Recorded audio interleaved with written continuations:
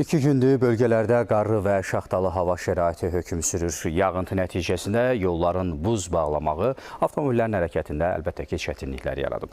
Dağlıq və yüksək ərazilərdə şaxta qeydə alınıb.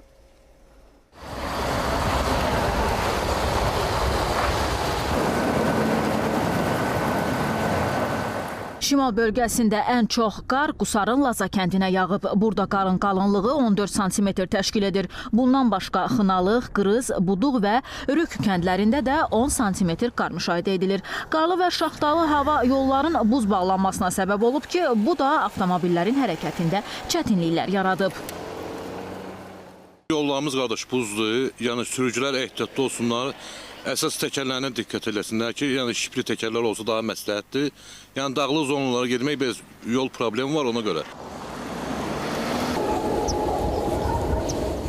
2 gündür ki, qar yağmağa başlayıb Qubaya. Yollar buz tutur. Dağlıq kəndlərə gedəndə çətinliklər olur.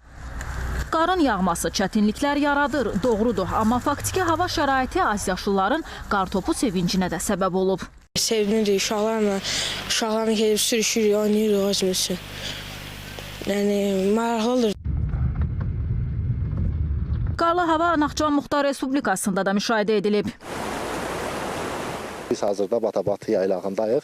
Burada qarın qalınlığı təxminən 35 sm təşkil edir. Havanın şaxtalı olması səbəbindən Batabatda yerləşən göllər də buz bağlayıb. Yollar, göllər buz bağlasa da vəziyyəti öz lehinə çevirənlər burada da az deyil. Çox sevinirəm həqiqətən. Həm şənlikli olur, əylənirik. Sonra məktəbdə uşaqlarla birlikdə qartopu oynamaq da maraqlı olur. Biz yoldaşlarımızla yaxşı qar topu oynayırıq və yaxud da biz belə uşaqlarla belə qarın yağdığında çox istəyirdik. Bu qar nə yağ qardı üçün? Əvvəllər vardı burada qar metr yarım, 1 metr, 2 metr qar olurdu.